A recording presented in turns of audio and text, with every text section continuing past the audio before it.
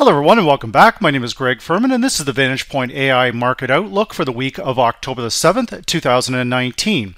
Now, to get started this week, we're going to begin where we always do with that very important US dollar index. But again, we will be looking at all of the major markets, not just the Forex. So when we look at the US dollar, we can see the US dollar here was accurately predicted that it would move lower, as we discussed in last week's AI Market Outlook, that the dollar index based around the medium term crossing the long-term predicted difference with a falling RSI was going to see the dollar weaken. We saw the euro rise, the British pound rise, all of these, again, the British, they very briefly rising at the beginning of the week, only to reverse on Tuesday. I would expect the exact same thing this week, however, against the US dollar. Now, the one thing we do want to always look at after the non-farm payroll number to really look at the unemployment, what I'm seeing here, I've gone all the way back to show everybody back to 1994. I have never seen a number this low at 6.9 on the U6. Now, once again, this points to a very strong employment market in the US. Again, we're not seeing any, the U6 number, in my respectful opinion, is the real unemployment number. The U3 bounces all over the place. It's a headline number or a household survey number. The U6 does not get revised. This is the number. So you can see, again, the best we've seen back, I think back in the Bush years, actually around 7.3, which was very good. But again, even going back into the Clinton years, into the early 1990s, we're not seeing any number that's this low, and that's why the unemployment rate has dropped to 3.5, and again, an excellent number. Now, inside of that labor report, of course, the manufacturing lost jobs, but remember, guys, the same thing that we're using in our trading, which is the VantagePoint AI. AI is taking over automation, so manufacturing jobs are naturally going to shrink, in my opinion, because of this. So again, when we look at the intermarket correlations here right now, again, gold rising this past week, I'll talk about that more in a minute, but this does point to further, even though we've seen a very good labor report, the dollar is still likely to weaken. I've talked about this in the VantagePoint live training room on these market outlooks again each week, that often the price on Monday is fake. So we would look for the dollar to rally on Monday only to turn around and sell off from Tuesday to Friday. That is what we're looking at. The VantagePoint indicators, again, support that analysis. We're looking at the medium-term predicted difference, the RSI. If we can get the RSI breaking down below 40, this thing is likely going to run. Now, if that is the case and this comes to fruition, what's being predicted here, then gold would continue to rise. We can see we've closed 2 days above our T-cross long, this critical pivot at 1509. Now, gold's not super strong, but it's strong enough, and it's sitting right in the middle of the range. Now, we've got our medium term crossing our long-term predicted difference. We've just got to get this predicted RSI moving a little bit, in my respectful opinion, above 60 to start building momentum. I believe we have a good shot at that happening come Tuesday, by Tuesday of next week or Wednesday. Again, this presentation is not being done is being done prior to the market open, not after. So again, we're talking about what's going to happen, not what's currently happening. So right now we're holding above that, which suggests we should be able to make a move back towards the 1543. But we've got to be a little bit cautious, because again, that labor report, despite what you may have heard, there is no arguing with that drop to 3.5% on the unemployment rate and a 6.9, a 30-plus year low on the U6 numbers. So that has my optimism slightly guarded on dollar weakness, but I feel that the market will follow these monthly seasonalities, where every month the dollar is weak at the end of the first week of the new month. So again, we'll see if that comes to fruition. Be very cautious right now, and if you're buying gold, just make sure that all of your stops are below the 1465 mark. We don't want to get stopped out anywhere between these verified zones.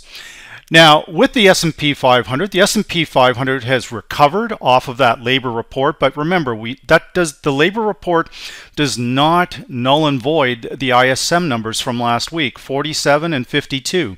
That is showing contraction to me. 50, we're still above on the non-manufacturing, but the manufacturing 47 is clearly showing contraction here, not expansion. So remember that, guys. When we're looking at this right now, the S&P, we would look for, again, for this to rally on Monday, only to potentially sell off on Tuesday and Wednesday. Now, again, we've come up, hit this 29.55 mark, and again, some people had sent me some emails saying, well, we heard that there's going to be this big rally up, and that's likely true. But remember, guys, that this is a corrective move higher.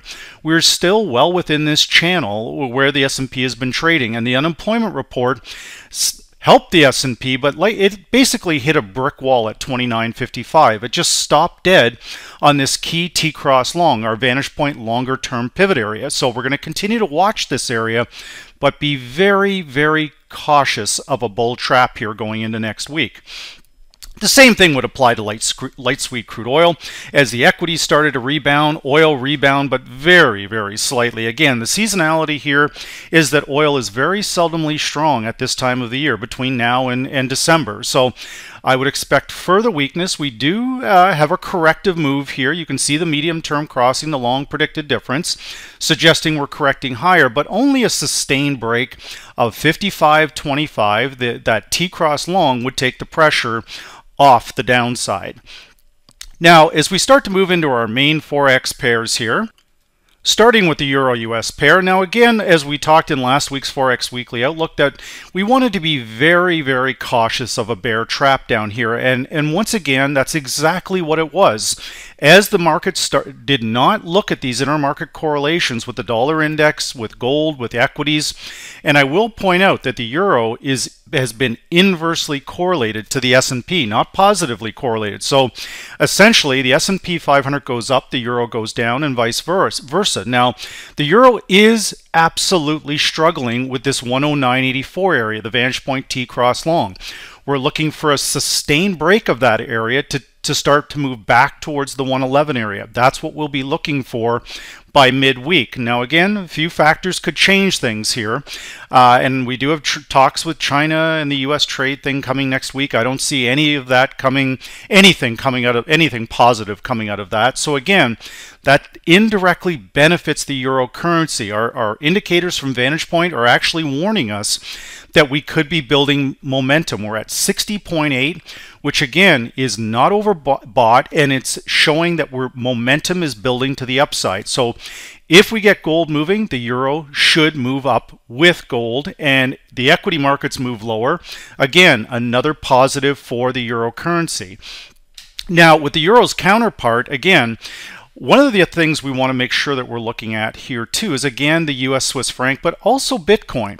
I talked about Bitcoin in last week's Forex Weekly Outlook that we had some pretty significant support down here on Bitcoin. Now, if the dollar sells off, what we anticipate for that to happen, then buying Bitcoin in the 77.83 area could be very good. Now, we've got resistance clearly pointing to the resistance at that high of 85.20. So if we can break above 85.20 and we can break above the T-cross long at 87.04, then Bitcoin could be getting ready to make its move on this dollar weakness. That's what we want to make sure we're looking at. Now, that trade would also indirectly spin off into a US Swiss franc short. You can see that I've drawn a black line across here.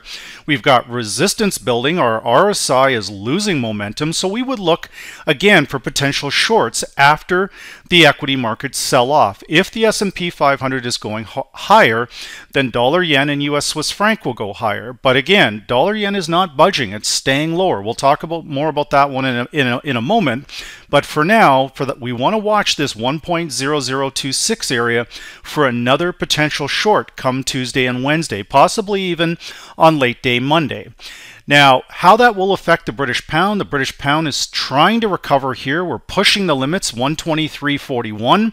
We're closing the week at, again, 123.31, just under this T-cross long. But you can see how very similar this pair looks to Euro-US. Euro-US and pound-dollar, virtually the same, almost the same trade here, guys. So if the dollar weakens across the board, we want to look for longs on the pound and the euro, not to mention some of the other pairs, but these are the two main ones. We still have Brexit to deal with, but as you can see, our medium term crossing our long-term predicted difference with our neural index in a rising RSI does point to longs. Now, what I would expect again for Monday is a significant push lower, only to see it reverse higher on Tuesday. Be very cautious because there's a very clear pattern at the start of each week where they get the market going in one direction and then the retail traders all get stopped out on Tuesday. We don't want to fall into these types of traps, okay, guys? Now, when we look at the dollar yen, again, as I talked about last week, we want to be very cautious around this 106.96 area.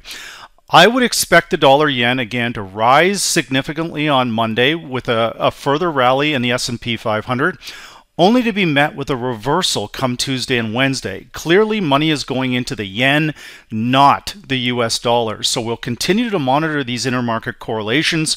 A corrective move higher is perfectly normal. 107.46 is the area we want to watch very, very closely. If you want to take this one step further, we look at our long predicted by itself, the predicted moving average standing on its own merits at 107.32. So it's very easy for us to identify these resistance levels. If we break above them, then we would look to target the next high. But again, as I said in last week's Forex Weekly Outlook, a premium short would be in this 108.45 area. We came up to the VantagePoint verified zone and it dropped like a wet bag of cement, didn't it? So these are the kind of trades we want. We want to let the market come to us. We do not want to chase anything. Okay, guys? So watch the levels I've talked about. We could see a very good short opportunity after a corrective move higher. Now, with our three main commodity currencies, the USCAD, there's still not a whole lot of love for the Canadian dollar here. At this time of year, guys, the seasonality is oil is weak, which means the Canadian dollar is weak. To easily check your yearly seasonalities, just go back from 1 year ago to this date. You can see this huge rally up on US Canada. If we go back 2 years, checking the seasonality there, basically the same thing. We go back 3 years, again, you can see it. It's not a period of time when the Canadian dollar is overly strong. Now, Canada does have an election coming up in the next couple of weeks, and it could be a game changer for the Canadian dollar. We'll have to see. But again, if the Canadian Liberals get in, then that would probably be would not be good for the Canadian dollar. But we'll be monitoring all of this very closely. But right now, we've got to break through this area here, guys. We're getting through the 133.40, but we've got to at least come up and test the 133.80. If we can break through 133.80, this pair can absolutely run higher. Now, with the Aussie has had a nice retracement, as we discussed from last week's weekly outlook. It's starting to turn around, but once again, it's hit a brick wall on this T-cross long at 67.69. We need to break through this level, guys.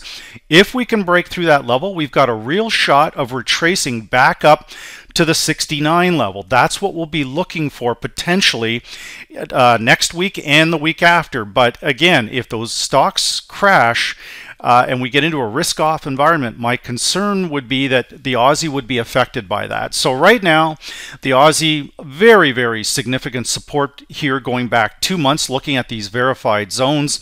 Again, I talked about them last week, down around the 66.77 area, and sure enough, the buyers came back in and started picking this thing up again. So we're going to look for that to continue. That would also indirectly apply to our New Zealand currency. New Zealand and US and Aussie US virtually the same trade.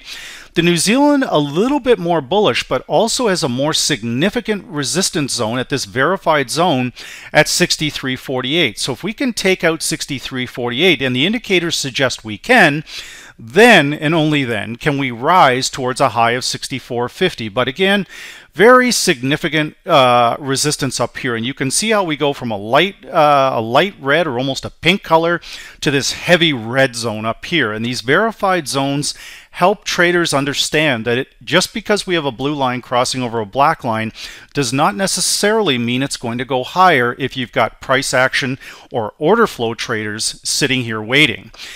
So with that said, this is the VantagePoint AI Market Outlook for the week of October the 7th, 2019.